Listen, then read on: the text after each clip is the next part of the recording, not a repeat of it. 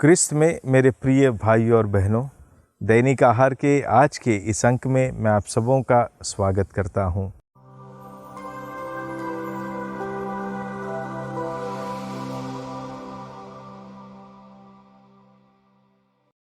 आज के पवित्र सुसमाचार में हम प्रभु यीशु क्रिस्त के दूसरे आगमन के बारे में सुनते हैं और उस समय न्याय कैसा होगा। दो उदाहरण हमारे सामने प्रस्तुत किए गए हैं।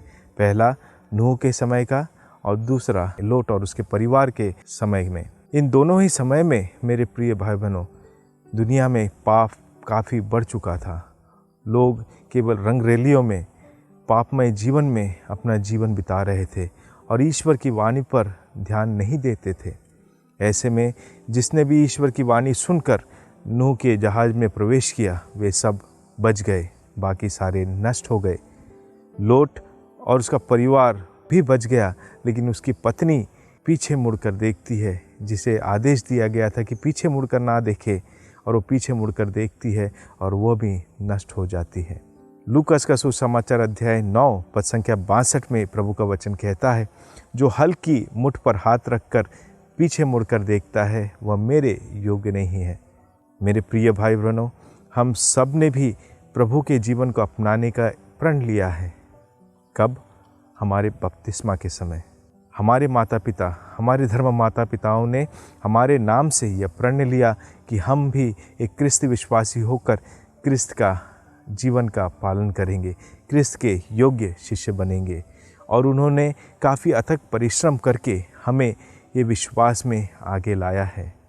लेकिन अब ये हमारी जिम्मेदारी है कि हम इस जीवन में बने रहें, हमारे जीवन को एक योग्य जीवन बनाएं। आज भी कई सारे दुनिया में प्रलोभन हमारे सामने आ जाते हैं और हम कभी कभी इन प्रलोभन में गिरकर पाप में पड़ जाते हैं। फिर भी प्रभु हमारे पापों को क्षमा कर हमें अपनाना चाहते हैं और एक नए जीवन को शुरुआत करने के लिए बार बार मौका देते हैं। प्रभु के दूसरे आगमन के समय का निश्चित कोई समय नहीं है, ऐसा वचन हमें बताता है। मत्ती का सुसमाचार अध्याय 24 पद संख्या 36 में वचन कहता है कि इस समय के बारे में ना तो स्वर्ग के दूत जानते हैं, ना स्वयं पुत्र, केवल पिता ही जानता है।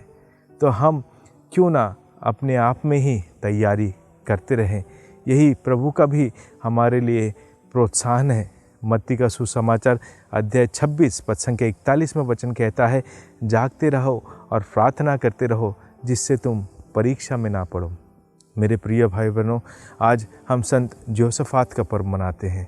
इस संत ने भी अपने जीवन में प्रभु को जब पाया, कभी पीछे मुड़कर नहीं देखा और आगे ही बढ़ते गए और अपना जीवन भी प्रभु के लिए न्यौछावर कर दिया।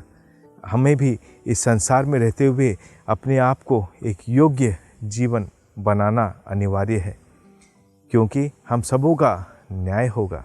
यही कुरिन्थियों के नाम संत पौलुस का दूसरा पत्र अध्याय 5:10 में हम सुनते हैं, जहाँ वचन कहता है कि न्याय के दिन हम सब प्रभु के न्यायासन के सामने होंगे और शरीर में रहते हुए हमने जो भी बुराई की है या भलाई की है, उस सब का हमें लेखा देना पड़ेगा। क्या हम इसके लिए तैयार हैं? आइए इन संतों के उदाहरण से और ईश्वर के वचनों पर विश्वास करते हुए हम अपने जीवन को भी बदलें और एक योग्य जीवन बनाकर प्रभु के सामने अपने आप को प्रस्तुत कर सकें। आमीन।